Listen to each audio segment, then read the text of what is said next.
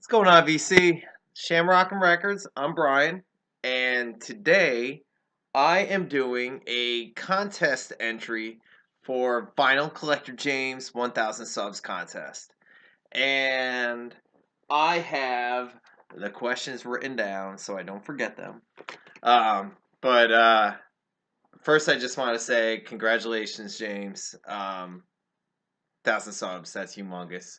So, congratulations. Um, Me, I have a little over 100, and I'll check it, and it goes down and down and down and down and down. People just unsubscribe. So I'm gonna challenge you to a contest to see who can get. I guess you can get to 2,000 before I can get to negative 1,000. I don't know. I just keep going down. So yeah, I'm gonna get a negative 1,000, and then when I get to negative 1,000 subs, maybe I'll have a subs contest. But anyway, congratulations. 1,000 subs is humongous, and that's fantastic. You deserve it. You have a really cool channel, and I'm a newer subscriber, and I probably subscribed within the last month or two. I stumbled upon your top 50 records of 2016 and thoroughly enjoyed it. I love new music. I love looking for new music, and videos like that are really cool. So, thank you for opening my eyes and my ears to some records that I hadn't heard of, and hopefully I'll be able to pick some of those up. I think that I probably only picked up a handful of records from 2016, and and I enjoy new music, and I love new music, but man, just to buy 50 records of 2016, that was wow. Anyway, I have my contest entry for you, James, and for anybody else that wants to watch. Um, James has 5 questions, and the cool questions too. Like, he originally had 1,000 questions, and then he whittled it down to 5. So James is like an editor, like an extreme editor. So I don't know what you do in your normal work life, James, but whittling it down from 1,000 questions to 5, that's pretty incredible. Anyway, the first question that he asks, what is our number one Grail? The second, he wants a desert island record. Our number one desert island record. Um, I, I love having notes. I should do notes for every video. Uh, Number 3, a road trip. What is our favorite record to bring on a road trip? Number 4, an unexpected record. What record um, do our friends not really think we have, or whatever? Something that's unexpected in our collection. And 5, a record that has lyrics that we relate to. So I'm going to start this off. And the first question was the Grail. What's your number one Grail? What are you always looking for? What do you want? Toad the Wet Sprockets, Dulcinea. If I could ever find this thing, I'll be a happy man. Um, I've said it before. Toad is my favorite band. This is from 1994. Virtually impossible to find this thing. I've seen them online for hundreds and hundreds and hundreds. Um, I want it. It's one of my favorite records that, you know, I got this the day it came out. It came out in 1994. I was a senior in high school, and it came out on senior skip day in high school when I was in high school. So me and two of my buddies drove from Albany. Well, actually, I'm from Troy, New York, which nobody knows, so I say Albany, um, to Woodstock, and I bought this in Woodstock on senior skip day, um, and I just love it. I hated it on my first listen, and I was so disappointed with it on my first listen. And I was like, well, it's Toad the West Rock. It's my favorite band. I got to just keep listening, and it grew and it grew and it grew, and that is probably the biggest grower of any CD I've ever had, because now it's one of my favorite records ever. So that is my number one Grail. So if anybody has it, you want to trade, you want to sell, let me know. Um, anyway, number two, my Desert Island record. I've shown this before. I apologize for that, but it's my favorite record. And if I'm only able to bring one record on an island, I'm going to bring Van Morrison's Moondance. Um, this record has my favorite song of all time, which is Into the Mystic. Um, that song has been pretty much ingrained in me my entire life. Um, when I was in the womb, my parents were listening to this, and you know, it's just been with me my entire life. So, and it always is gonna be with me. Every song on it to me is incredible. I mean, this record is everything that I look for in a record. It's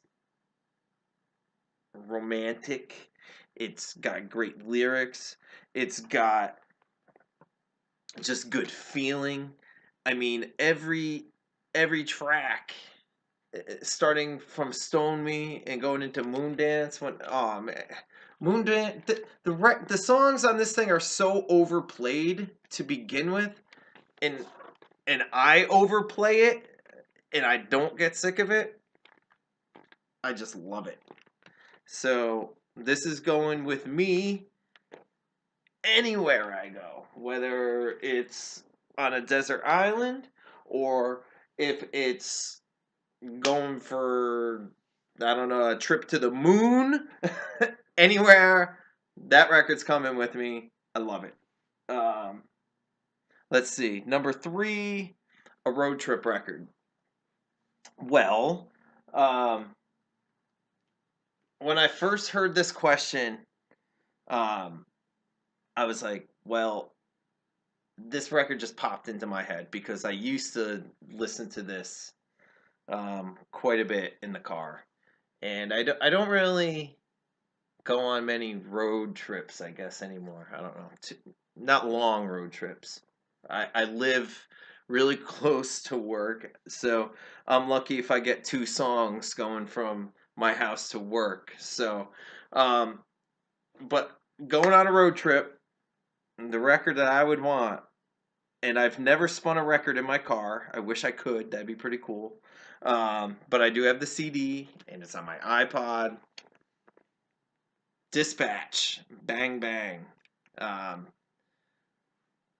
Boston band, jam band. It's acoustic. Really cool band. Like I said, it's a jam band. They kind of incorporate. They kind of have like a reggae kind of vibe on some tracks. They kind of, I don't want to say rap, but they kind of rap a little bit. Uh, some of it is just kind of straight up kind of acoustic folk rock. Um, when they play live, they jam out. Um, I apologize for it's pretty dark on there, but it's just a really dark. You can barely even see it when I'm just looking at it. But you can kind of see it's not a glare thing, but it's just a dark looking record.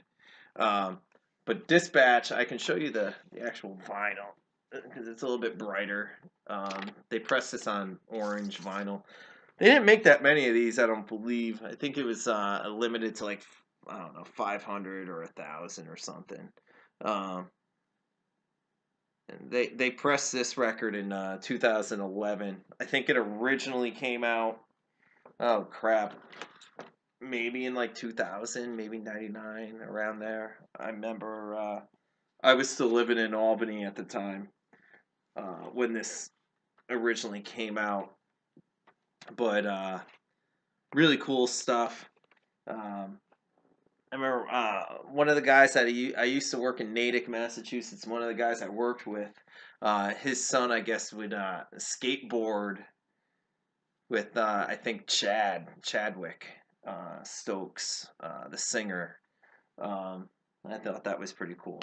I never got to meet him, but yeah, love that band.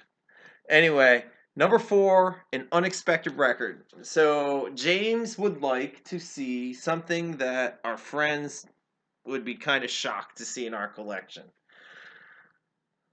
My close friends wouldn't be shocked by this because they know me. Now, and my other friends around here just know I'm a weirdo, so they wouldn't think twice. So my VC friends, which my wife my wife makes fun of me now, because she knows I'm making videos and blah blah blah, and I'm talking to people on Facebook, and she calls the VC my virtual friends. So my virtual friends don't know that I would have this in my collection. So my unexpected record, Little Shop of Horrors. The soundtrack to the movie with Rick Moranis, Steve Martin it's one of my favorite movies of all time.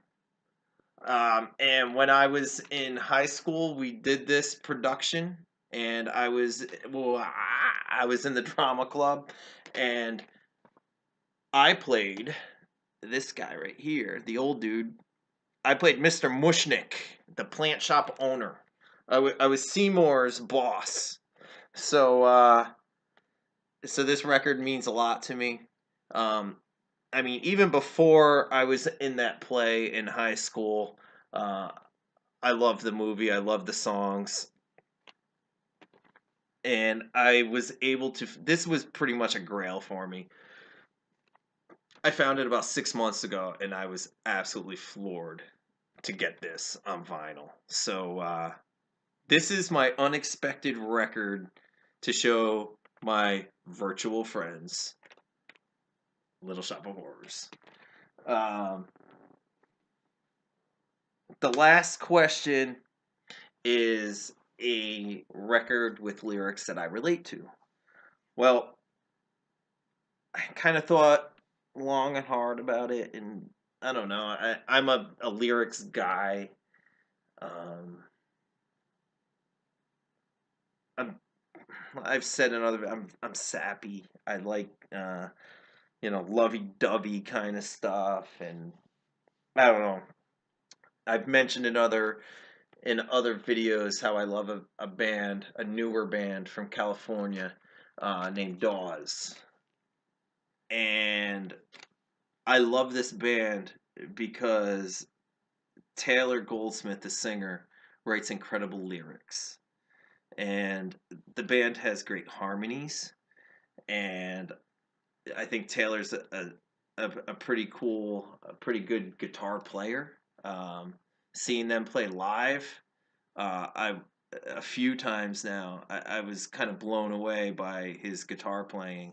Um, but this band is just really cool, and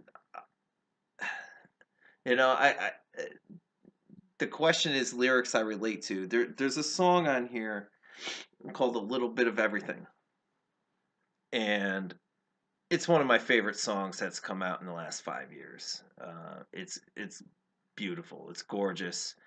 Um, but there's a verse in that track talking about getting married in the fall, and I got married in the fall. So um, that verse kind of just touches me. Um, but I don't know. It's a really cool band. Um, if you're not familiar with them and you like 70s California rock, like soft rock, the Eagles. They sound like the Eagles. Jackson Brown, Warren Zevon. If you like that kind of stuff, check these guys out. They're really really cool. And if that's not your thing, then don't listen to them because they're very Warren Zevon. They're very Jackson Brown. They're very much the Eagles. Um, Ryan Adams used to be married to Mandy Moore. They split up, and as you guys all know, Mandy Moore started dating Taylor Goldsmith from Dawes, the singer. She likes wordsmiths apparently. So, um, and I do too. I love Ryan Adams. I love Taylor. So maybe I don't know where I'm going with this. So anyway, James, congratulations, 1,000 subs. That's freaking awesome. Oh, James, I got James Brown up here, and James Taylor, and Jim James. And I don't know why I was listening to Anderson East earlier, so that's why he's up there. Maybe his middle name is James. That'd be pretty cool if it was. But anyway, guys, thanks for watching. James, again, man, you get to 2,000 or I get to a negative 1,000. We'll see what happens. But congratulations, man. Cheers. Thanks for watching. Peace out.